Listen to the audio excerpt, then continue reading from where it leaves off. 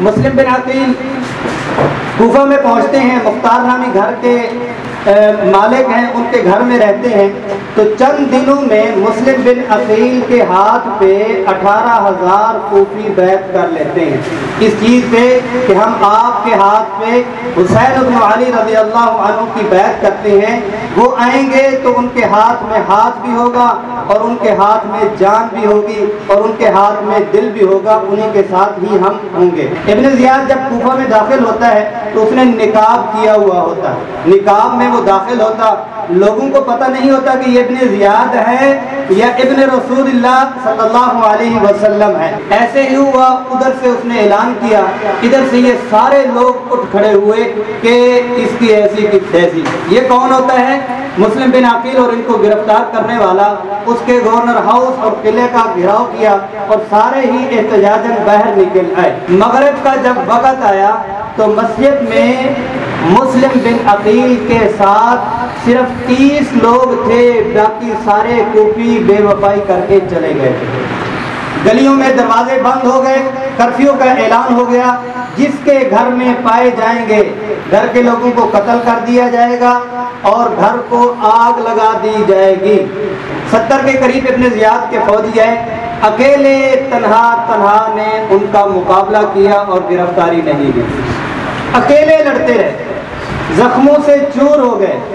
تاریخ میں آتا ہے گرم پانی بھی ڈالا گیا، لیکن وہاں پر کیا ہوا کہ پھر وہی دھوکہ جو یہودیت والا تھا وہی ان کو دھوکہ دیا گیا۔ لیکن ایک کام کر لیں کہ حسین بن علی کو پیغام پہنچا دیں کہ وہ نہ آئیں، میری جان کی خیر ہے، وہ اہل بیت کی جانوں کو کہیں خطرے میں نہ ڈال لیں۔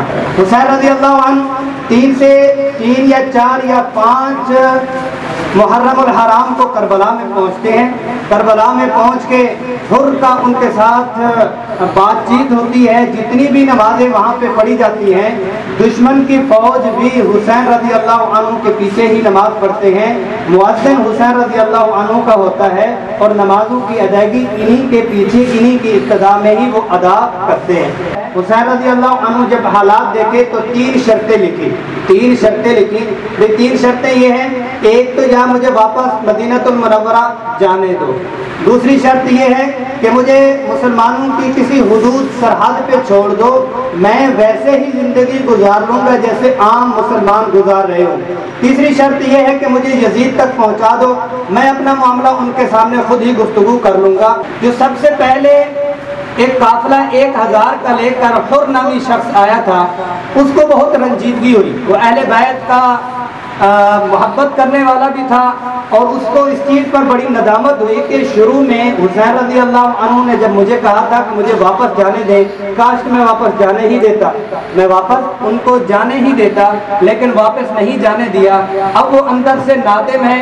جو ہی جنگ بندی مکمل ہوئی، اس نے اپنا چند افراد کے ساتھ گھوڑا بگاتے ہوئے حسین رضی اللہ عنہ کی صف میں آ کر ہاتھ جوڑ لیے کہ میں آپ سے معافی چاہتا ہوں اور کفارے کے طور پر، توبہ کے طور پر آپ کے ساتھ ہو کر ان دشمنوں کے خلاف لڑوں گا کہ میں نے آپ کو روک لیا تھا، مجھے اندازہ نہیں تھا کہ یہ ظالم اس درجے تک پہنچ جائیں گے کہ آپ کے خلاف جنگ اور تلوار کو نکالیں گے۔ تم جانتے ہو رسول اللہ صلی اللہ علیہ وسلم نے راویوں کے نام لیے، یہ راوی گواہ ہیں، فرمایا سیدہ شباب اہل الجنہ ہمیں کہا گیا اور ہمیں جنت کے سرداروں کا سردار بتلایا گیا، تمہیں کیا ہو گیا، تم ایسی نسبت والوں کو قتل کرنا چاہتے؟ لیکن جب لڑائی شروع ہوئی تو اہل بیت گھرانہ حسین سارا ہی پیاسا تھا، پیاس کی حالت میں جنگ شروع ہوئی اور حسین رضی اللہ عنہ بھی لڑ رہے، زور کے قریب تک گھرانہ اہل بیت مردوں میں سے تقریباً شہید ہو جاتے۔ عبداللہ چھوٹا بیٹا آخری وقت میں اس کو گود میں لے لیتے، آخری وقت میں اس کو گود میں لے لیتے، وہ گود میں چھوٹا سا بیٹا گود میں بیٹھنے والا، بعد نے 6 ماہ کی اس کی وہ یا اس سے بھی کم، مطلب 2 سال، یہ 6 ماہ اس کی عمر بتلائی ہے، اس بیٹے کو گود میں لیے ہوئے ہیں، تیر آتا ہے تو وہ بیٹا بھی گود میں شہید ہو جاتا ہے. اس کے خون کو یوں حسین رضی اللہ عنہ ہاتھ میں لیتے ہیں تو ایسے ہی زمین کے اوپر بکھیر دیتے ہیں. فرماتے ہیں یا اللہ انہوں نے تو اس کی بھی پاسداری نہیں کی. رسول اللہ صلی اللہ علیہ وسلم کے پاک گھرانے کے پاک خون کا انتقام آپ خود ہی لیجئے گا. اللہ کے حوالے میں اس چیز کو کرتا ہوں کہ ایک حسین رضی اللہ عنہ ہے جسم پہ 33 کے قریب نیزوں کے زخم ہے اور 34 کے قریب تلوار کے زخم ہے. عمر 55 سال ہے. مردوں میں سے صرف اکیلے یہ رہ گئے ہیں اور کسی کی جرت نہیں ہے کہ سامنے آ کے آمنے سامنے تلوار لڑا کے دے. 10 کی ایک ٹولی اور گروہ اور جماعت کو ایک ساتھ ایک جتھے میں حسین رضی اللہ عنہ کے اوپر تم حملہ کر دو تو حسین رضی اللہ عنہ اس وقت میں شہید ہو گئے. انا للہ و انا الیہ راجعون. کہ عصر کی نماز سجدے کی حالت میں تھے تو تب ان کا سر تن سے جدا کیا گیا. اہل بیت کے جو سر تھے وہ علیحدہ کر دیے گئے اور گھوڑوں کی ٹاپوں پہ ایک گھوڑوں کو اور گھوڑوں کے پاؤں کے نیچے سے ان کو روندا گیا. قریب میں ایک بستی تھی. 1 یا 2 دن کے بعد یہ لوگ آتے ہیں. انہوں نے صرف جسم کے ٹکڑے جمع کیے اور ایک قبر بنانے کے بعد انہوں نے جنازہ پڑھا اور یہ لوگ بچوں کو خواتین کو لے کر ابن زیاد کے پاس کوفہ میں پہنچ گئے. حسین رضی اللہ عنہ کا سر رکھا گیا. ابن زیاد نے چھڑی لگائی تو زید بن ارقم بول پڑے بدبخت ان ہونٹوں پہ میں نے رسول اللہ صلی اللہ علیہ وسلم کو بوسہ لیتے ہوئے دیکھا. ٹیبل پہ حسین رضی اللہ عنہ کا سر رکھ دیا.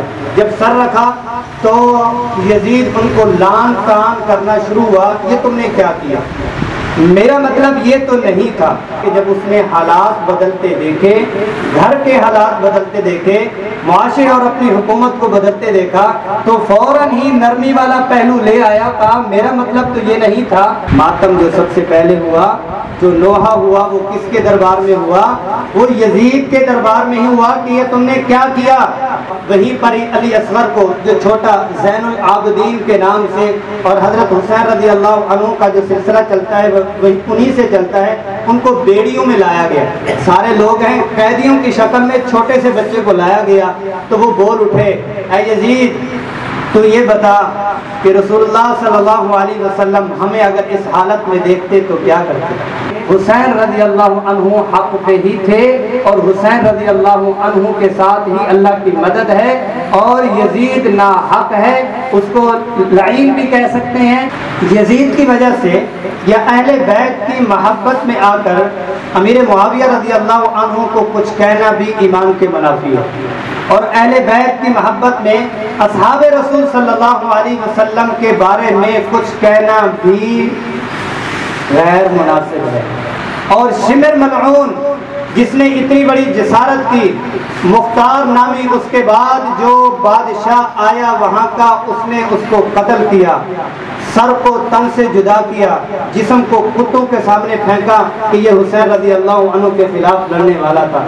افضل ہے کل جہاں سے گھرانہ حسین کا, افضل ہے کل جہاں سے گھرانہ حسین کا. نبیوں کا تاجدار ہے نانا حسین کا, نبیوں کا تاجدار ہے نانا حسین کا. ایک پل کی تھی بس حکومت یزید کی, ایک پل کی تھی بس حکومت یزید کی.